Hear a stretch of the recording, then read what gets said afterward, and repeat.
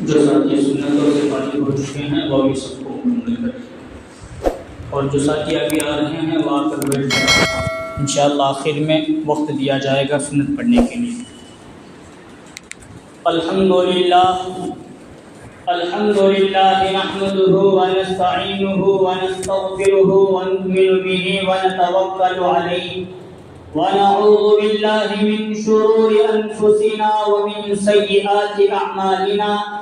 من يهد الله فلا مضل له ومن يضلله فلا هادي له، ونشهد ان لا اله الا الله وحده لا شريك له، ونشهد أن سيدنا ومولانا محمدا عبده ورسوله صلى الله عليه وعلى آله وأصحابه وبارك وسلم تسليما كثيرا أما بعد، فأعوذ بالله من الشيطان الرجيم، بسم الله الرحمن الرحيم، محمد رسول الله والذين معه أشداء على الكفار رحماء بينهم، تراهم ركعا سجدا يبتغون فضلا من الله ورضوانا، سيماهم في وجوههم من أثر السجود،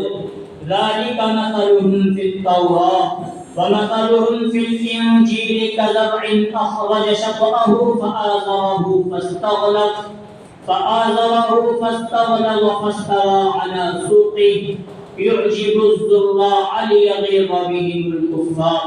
وقال النبي صلى الله عليه وسلم، والذي نفسي بيده لا يؤمن أحدكم حتى أكون أحب إليه من والده وولده والناس أجمعين، أو كما قال عليه الصلاة والسلام۔ صدق الله العظيم وصدق رسوله النبي الكريم، رب اشرح لي صدري ويسر لي أمري واحلل عقدة من لساني يفقهوا قولي۔ ایک مرتبہ نبی اکرم صلی اللہ علیہ وسلم پر درود شریف پڑھ لیجیے۔ اللهم صل على محمد وعلى آل محمد كما صليت على إبراهيم وعلى آل إبراهيم إنك حميد مجيد، اللهم بارك على محمد وعلى آل محمد كما باركت على إبراهيم وعلى آل إبراهيم إنك حميد مجيد۔ محترم بزرگوں اور عزیز دوستوں، اللہ تبارک و تعالیٰ کا احسان، اللہ کا فضل اور اللہ کا کرم ہے کہ اللہ تبارک و تعالیٰ نے ہم تمام کو نماز جمعہ کے لیے اپنے گھر مسجد جلد سے جلد آنے کی توفیق نصیب فرمائی۔ جو باتیں کہیں جائے اللہ تعالیٰ ہم تمام کو اس پر عمل کرنے کی توفیق نصیب فرمائے۔ پوری دنیا کے اندر اللہ تبارک و تعالیٰ نے کم و بیش 1,24,000 انبیاء یا اس سے بھی کچھ زیادہ جو کچھ بھی روایتیں ہو، تمام انبیاء علیہم السلام کو اللہ تعالیٰ نے انسانیت کی ہدایت کے لیے اور انسانوں کو سیدھا راستہ دکھلانے کے لیے، اللہ سے بچھڑے ہوئے بندوں کو اللہ سے ملانے کے لیے بھیجا۔ لیکن جتنے انبیاء علیہم السلام کو اللہ تعالیٰ نے دنیا میں بھیجا، ان تمام انبیاء علیہم السلام کو پانی والی جگہ میں، اسی طرح باغات والے جگہوں کی طرف اللہ تعالیٰ نے بھیجا۔ وہاں بارشیں زیادہ ہوا کرتی تھی، وہاں پھل پھول والے درخت ہوا کرتے تھے، باغات ہوتے تھے۔ عراق، فلسطین، ملک شام، لبنان، وہ ایسے علاقے جہاں ندی نالے اور اسی طرح کھیت باغات، انبیاء علیہم السلام کو اللہ تعالیٰ نے ایسے جگہ مبعوث فرمایا۔ لیکن حضرت ابراہیم علیہ السلام کو بھی اللہ تعالیٰ نے ایسی ہی جگہ پیدا کیا تھا جہاں سبز و شاداب والی جگہ تھی۔ لیکن حضرت ابراہیم کو اللہ تعالیٰ نے حکم دیا اپنی بیوی حضرت ہاجرہ اور اپنے بیٹے حضرت اسماعیل علیہ السلام کو وادی غیر ذی زرع میں بھیج کر آؤ، یعنی ایسے جگہ میں چھوڑ کر آؤ جہاں پرندہ پر مار نہیں سکتا اور کوئی درخت اس جگہ سے اٹھ بھی نہیں سکتا، ہر طرف چٹان، پتھریلی زمین، ریگستانی زمین، اور جہاں انسانوں کی آبادی نہیں، مکہ جیسی وادی غیر ذی زرع میں چھوڑ کر آؤ۔ حضرت ابراہیم علیہ السلام نے اللہ کا حکم مانتے ہوئے چھوڑ کر آیا۔ اصل میں قربانی حضرت ابراہیم سے لی جا رہی تھی کہ جتنے انبیاء علیہ السلام آئے وہ باغات والی جگہوں میں، پانی اور نہر نالے تالاب والی جگہوں میں آئے ہیں۔ آپ کی نسل سے ایک ایسے نبی کو میں پیدا کرنے والا ہوں جو چٹیل میدان میں ہوں گے اور ان کے زمانے کے لوگ پتھر دل ہوں گے، انہی لوگوں پر وہ محنت کر کے پتھر دل لوگوں کو اصحابی کن نجوم بنائیں گے۔ حضرت ابراہیم علیہ السلام کا یہ سلسلہ چلتا چلتا چلتا میرے اور آپ کے آقا تاجدار مدینہ جناب محمد رسول اللہ صلی اللہ علیہ وسلم تک پہنچا۔ مکہ میں کوئی نہر نالا تالاب نہیں، ندی نہیں، اور مکہ میں کوئی درخت نہیں، زمین ایسی کہ چٹان ہی چٹان، پہاڑ چاروں طرف دیکھتے ہیں تو چٹان ہی چٹان، اور نبی صلی اللہ علیہ وسلم کے زمانے میں جو لوگ تھے وہ لوگ بھی پتھر کے مانند تھے، اور ان کے دل بھی پتھر اور ان کی زبانیں بھی پتھر اور ان کے دل و دماغ بھی پتھر تھے۔ اب نبی صلی اللہ علیہ وسلم کو حکم ہوا ان پر محنت کیجئے، دعوت و تبلیغ کا فریضہ ان پتھر دل لوگوں اور پتھر دل انسانوں میں کیجئے۔ آپ کو محنت کر کے انہی میں ابو بکر کو تیار کرنا ہے، انہی پتھر دل لوگوں میں عمر بن خطاب رضی اللہ عنہ کو تلاش کرنا ہے، انہی پتھر دل لوگوں میں عثمان اور علی کو تلاش کرنا ہے، اور انہی پتھر دل لوگوں میں 1,24,000 انبیاء صحابہ اکرام کو انہی میں سے کھڑا کر کے پوری امت کے لیے انسانیت کا سبق دینا ہے۔ آج صلی اللہ علیہ وسلم نے مکہ کی 13 سالہ زندگی صحابہ اکرام پر اتنی محنت کی، وہ زمانہ جاہلیت کا زمانہ مانا جاتا تھا، کوئی بات نہیں کسی کی مانتا۔ حضور نے ان پر محنت کر کے کسی کو بلال بنایا، کسی کو ابو بکر بنا کے کھڑا کیا، کسی کو عمر بن خطاب رضی اللہ عنہ بنا کر کھڑا کیا، کسی کو کسی اور صحابی کے نمائندے کی شکل میں بنا کر رسول اللہ صلی اللہ علیہ وسلم نے کھڑا کیا۔ پھر حضور نے پیغام دیا، یہ لوگ پتھر دل تھے لیکن اب نہیں ہیں، یہ میرے دوست ہیں اور یہ میرے صحابہ ہیں۔ اصحابی کالنجوم فبأیہم اقتدیتم اہتدیتم، میرے صحابہ ستاروں کے مانند ہیں، اگر ان میں سے کسی ایک کی بھی اتباع کرو گے، کسی ایک صحابی کی بھی نقش قدم پر چلو گے، کسی ایک صحابہ کا دامن پکڑو گے،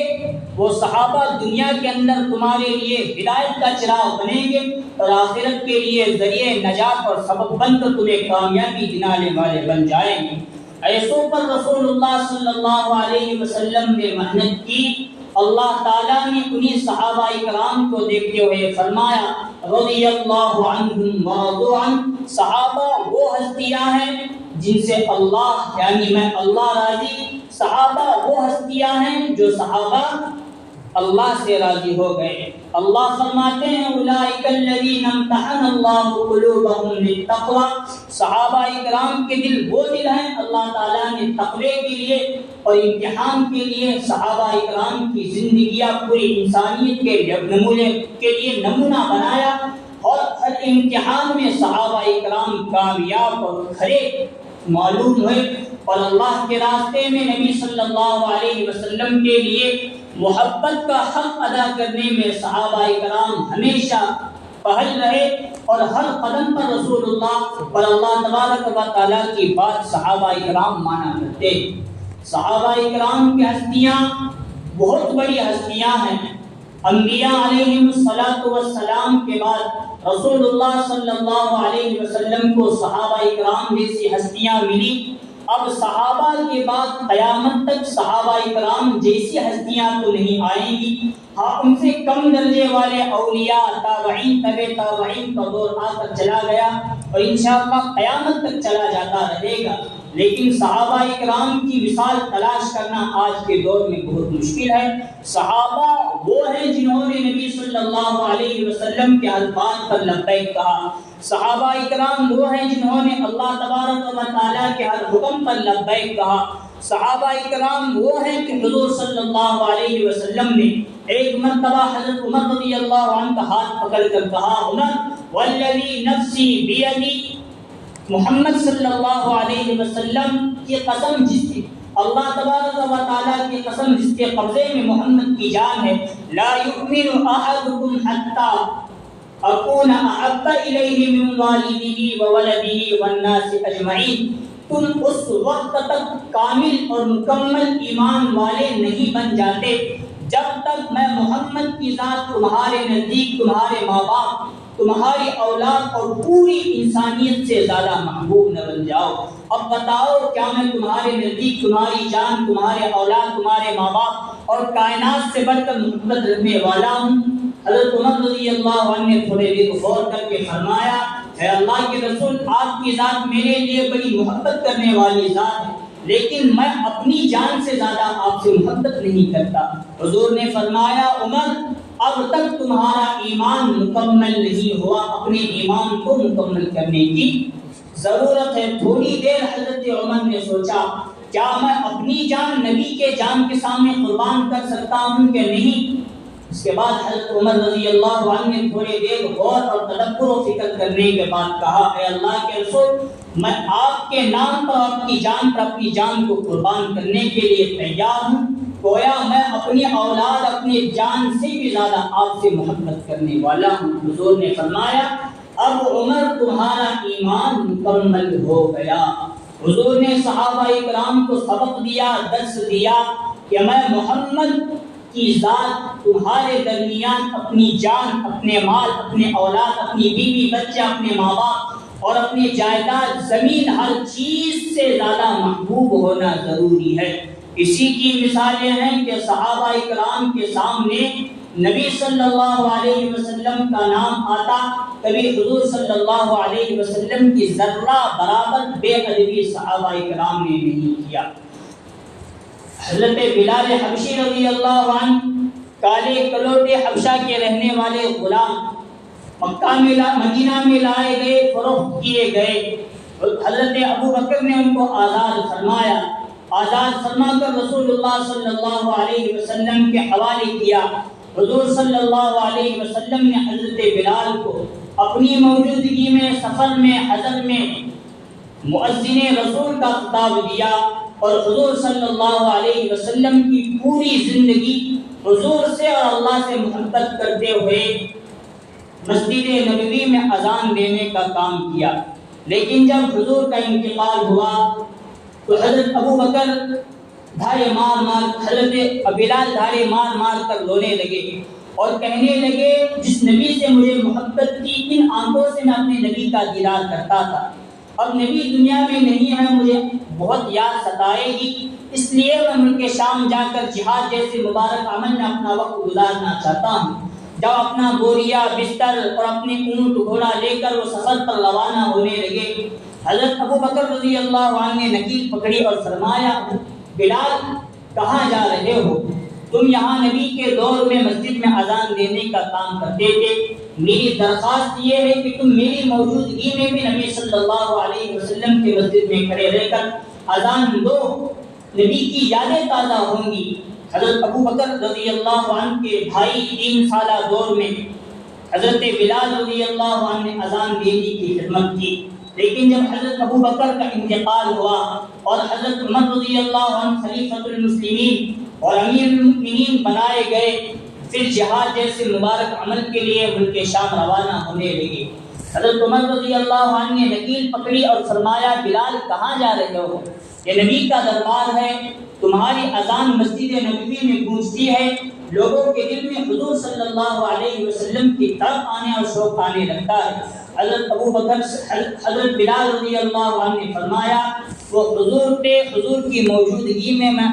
اذان دینا سمجھتا تھا۔ حضرت ابو بکر وہ شخصیت ہے جنہوں نے مجھے آزاد کر کے مجھ پر بڑا احسان کیا۔ میں غلام تھا، میرے پاس پیسہ وغیرہ نہیں، میں ان کا احسان نہیں چکا سکتا تھا، لیکن میں نے سمجھا ان کی اس درخواست کو رد کیے بغیر قبول کرتا ہوں اور ان کی موجودگی میں اذان دینے کا کام کرتا ہوں۔ اور مجھے نبی کی یادیں اتنی ستا رہی ہیں کہ نبی نہیں ہے اور نبی کے روزے کے سامنے کھڑے رہ کر اذان دینے کی ہمت اس بلال سے ہونے کے لیے تیار نہیں، اس لیے میں آپ سے عمر بن خطاب معافی مانگتا ہوں اور ان کی شام کی طرف روانہ ہو جاتا ہوں۔ چھوڑ کر چلے گئے مدینہ منورہ، وہاں دعوت و تبلیغ کا مبارک کام جہاد کرنے لگے۔ کئی دنوں کے بعد، کئی مہینوں کے بعد حضور صلی اللہ علیہ وسلم کا دیدار نصیب ہوا۔ حضور نے فرمایا بلال ہم سے کیا ناراضگی ہو گئی ہے تمہیں؟ ہمارے مسجد میں آ کر ہماری زیارت نہیں کرتے اور میرے مسجد میں آ کر میرے لیے اذان نہیں دے رہے، لوگوں کو اللہ کی طرف دعوت نہیں دے رہے۔ اسی حالت میں روتے دھوتے رستے سفر باندھا اور مسجد نبوی صلی اللہ علیہ وسلم میں آ کر حضور صلی اللہ علیہ وسلم کے روزے کی جالیاں پکڑ کر آپ صلی اللہ علیہ وسلم کے روزے کے سامنے دھاڑے مار کر روتے رہے۔ ادھر حضرت حسن اور حسین رضی اللہ عنہ تک بات پہنچی کہ حضرت بلال کئی مہینوں کے بعد مسجد نبوی میں آئے ہیں تو تہجد کا وقت ہے، صبح کا وقت قریب آ رہا ہے۔ وہ دونوں حسنین رضی اللہ عنہما حضرت بلال رضی اللہ عنہ کے بغل گیر ہو گئے، مصافحہ کیا، معانقہ کیا اور درخواست کی کہ آپ پھر واپس ہماری موجودگی میں رسول اللہ صلی اللہ علیہ وسلم کے مسجد میں کھڑے رہ کر اذان دیجیے۔ علماء لکھتے ہیں، سیرت کی کتابوں کے اندر موجود ہے، حضرت ابو بکر کے دور میں کیا، حضور صلی اللہ علیہ وسلم کے دور، اس کے بعد لوگوں کے ذہن و دماغ سے حضرت بلال رضی اللہ عنہ کی اذان مل چکی تھی، لیکن تہجد کے وقت، صبح کے وقت حضرت بلال رضی اللہ عنہ نے جو اذان دی ہے، حضور کے دور کی تمام یادیں مردوں کے لیے بھی زندہ ہوئی، عورتوں کے لیے بھی زندہ ہوئی، بوڑھوں کے لیے بھی زندہ ہوئی، نوجوان اور بچوں کے لیے بھی زندہ ہوئی۔ حضرت بلال رضی اللہ عنہ نے اللہ اکبر کی صدا لگائی، اشہد ان لا الہ الا اللہ کی صدا لگائی۔ پورا کا پورا مدینہ منورہ، مرد بوڑھے بچے حضور صلی اللہ علیہ وسلم کی محبت میں، حضرت بلال حبشی رضی اللہ عنہ کی محبت میں اپنے گھروں سے دوڑتے ہوئے مسجد نبوی صلی اللہ علیہ وسلم کے دور کی یاد ستاتے ہوئے وہ مسجد نبوی میں تشریف لائے۔ یہ محبت تھی حضرت بلال کی رسول اللہ صلی اللہ علیہ وسلم سے کہ حضور کے موجودگی میں حضور کو دیکھ کر اذان دیتے تھے، واشہد ان محمد رسول اللہ، کہ میں اس بات کی گواہی دیتا ہوں کہ محمد صلی اللہ علیہ وسلم اللہ کے رسول ہیں۔ وہی یادیں صحابہ اکرام کو ستایا کرتی تھی اور حضور کے انتقال کے بعد دیتے رہے۔ حضرت حسن اور حسین رضی اللہ عنہ کی درخواست کرنے کے بعد دے کر انہوں نے حضور صلی اللہ علیہ وسلم کی تمام یادیں صحابہ اکرام کو زندہ کر کے بتائی۔ صحابہ اکرام کے دلوں کے اندر رسول اللہ صلی اللہ علیہ وسلم کی بڑی محبت تھی۔ حضور جو زندہ چاہے خواب کی حالت میں نکالے یا زندہ ہونے کی موجودگی کے حالت میں نکالے، کسی بھی صحابی نے کبھی بھی نبی صلی اللہ علیہ وسلم کی ذرہ برابر بے ادبی نہیں کی۔ اسی لیے ہم تمام مسلمانوں کے ذمے یہ ہے، اگر اپنا ایمان مکمل طور پر بنانا ہے، اگر ہمیں نبی صلی اللہ علیہ وسلم سے محبت کا حق ادا کرنا ہے تو صحابہ اکرام سے محبت کرنا،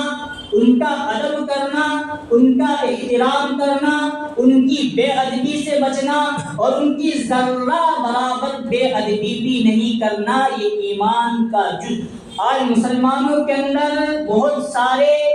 فرقے موجود ہیں، کئی فرقے جو 72-73 حدیث کے اندر گنوائے گئے۔ علماء نے معیار یہ لکھا ہے، اگر کوئی فرقہ اپنے آپ کو حق کہتا ہے، اور آج کے دور میں جتنے فرقے ہیں، دعوت و تبلیغ کے دونوں فرقے، اہل السنت والجماعت میں دونوں فرقے اور مسلمانوں کے گروہ میں 72-73 فرقے، ہر شخص یہ دعویٰ کرتا ہے کہ میں سچا ہوں، میں قرآن کو ماننے والا، میں حدیث کو ماننے والا ہوں۔ بات صحیح، سب کے پاس قرآن، سب کے پاس حدیث اور سب کے پاس اللہ کی باتیں، سب کے پاس نبی صلی اللہ علیہ وسلم کی باتیں، لیکن جہاں مسئلہ آ کر رکتا ہے وہ صحابہ کرام کی ذات پر آ کر رکتا ہے، اور کئی فرقے صحابہ کرام کو ٹھکراتے ہیں اور ان کی بے ادبی کرتے ہیں۔ اسی لیے علماء نے لکھا ہے کسی شخص کے، کسی فرقے کے معیار حق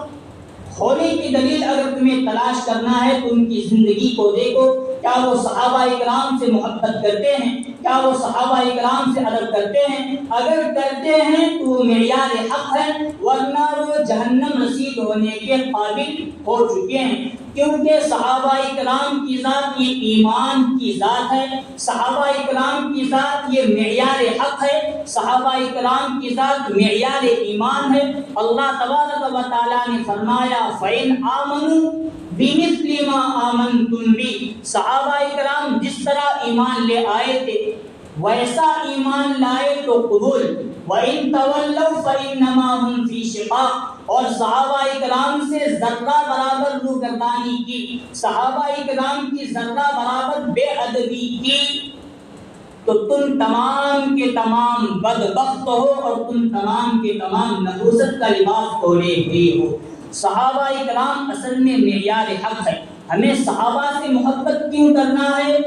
اس لیے کہ وہ رسول اللہ صلی اللہ علیہ وسلم سے محبت کرتے تھے۔ ہمیں صحابہ کرام کا ادب اس لیے کرنا ہے کہ وہ رسول اللہ صلی اللہ علیہ وسلم سے کا ادب کرتے تھے، احترام کرتے تھے۔ ہمیں صحابہ کرام کو کیوں ماننا ہے؟ کیونکہ وہ نبی صلی اللہ علیہ وسلم کو مانا کرتے تھے، اس لیے صحابہ کرام کو ماننا، ان کی زندگی پر عمل کرنا، ان کے راستے پر چلنا اور ان کی باتوں کو ماننا، ان کا ادب، ان کا احترام، ان کے بارے میں پیار محبت کا جذبہ رکھنا، یہ اصل ایمان ہے، یہ ایمان کا جزو ہے اور یہی دلیل ایمان ہے۔ اور جس کے اندر صحابہ کے بارے میں ذرہ برابر بھی بے ادبی آ گئی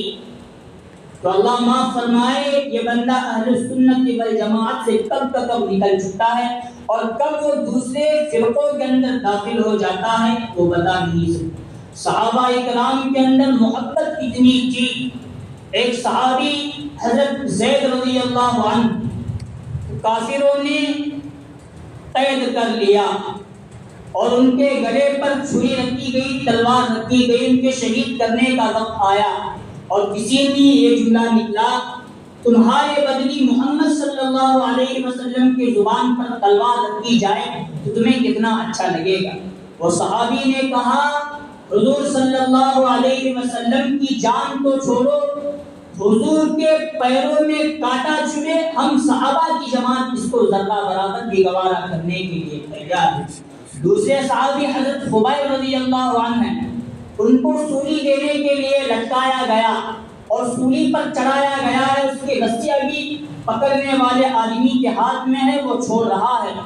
اور ان کے چاروں طرف گول دائرہ بنائے ہوئے 40 لوگ تیر کمان لے کر نشانہ لگائے ہیں۔ کسی نے کہا کہ اے خبیب تمہاری جگہ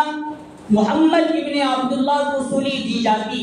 اور ہم لوگ 40 کے 40 لوگ ایک ساتھ تمہارے نبی کو نشانہ بناتے تو کتنا اچھا ہوتا۔ وہ حضرت خبیب رضی اللہ عنہ نے کہا حضور صلی اللہ علیہ وسلم پر میرے ماں باپ قربان جائے، خبیب کی ایک جان کیا ہزار اور لاکھوں کروڑوں جانیں کیوں نہ ہو تو میں محمد صلی اللہ علیہ وسلم کے نام پر قربان کرنے کے لیے تیار ہوں۔ حضور کے جسم پر، حضور کے پیروں میں کانٹا چبھے، یہ ہمیں ذرہ برابر بھی گوارا نہیں۔ صحابہ کرام کے اندر اتنی محبت نبی صلی اللہ علیہ وسلم کی ہے، اسی لیے حضور فرماتے ہیں اصحابی کالنجوم، میرے صحابہ ستاروں کے مانند ہیں، ان کی اتباع کرو گے کامیاب ہو جاؤ گے اور ان کو چھوڑو گے تو تم دنیا میں بھی ناکام ہو جاؤ گے اور آخرت میں بھی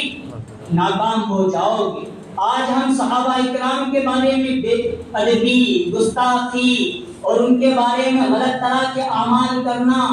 میں کیا بولنے والا ہوں شاید وہ سمجھ رہے ہوں گے، اور میں اس مرتبہ کھل کر بولنا بھی ضروری نہیں سمجھتا، کروں گا بھی نہیں۔ تو صحابہ اکرام کے بارے میں اپنا جو عمل، اپنے جو اقوال ہوں گے، اصل میں وہ ہمارا ایمان ہوگا۔ ہم تب سمجھیں گے صحابہ اکرام کی طرح ہمارا ایمان ہے یا نہیں۔ صحابہ نے حضور کے بارے میں محبت کا حق ادا کیا، تو ہم صحابہ کے بارے میں کتنا حق ادا کریں گے؟ ہم صحابہ کے بارے میں کتنے بے ادبی کر کے رسول اللہ صلی اللہ علیہ وسلم کی ذات کو ٹھیس پہنچائیں گے؟ حضور فرماتے ہیں اللہ اللہ فی اصحابی، اللہ سے میرے صحابہ اکرام کے بارے میں ڈرتے رہو۔ لا تتخذوہم غرضا من بعدی، میرے بعد میرے صحابہ اکرام کو گالی دینے کا، ان کے ساتھ برے اعمال کرنے کا نشانہ ان کو نہ بناؤ۔ فمن احبہم فبحبی احبہم، جو صحابہ اکرام سے محبت کرتا ہے وہ اصل میں صحابہ سے مجھ سے محبت ہونے کی وجہ سے محبت کرتا ہے۔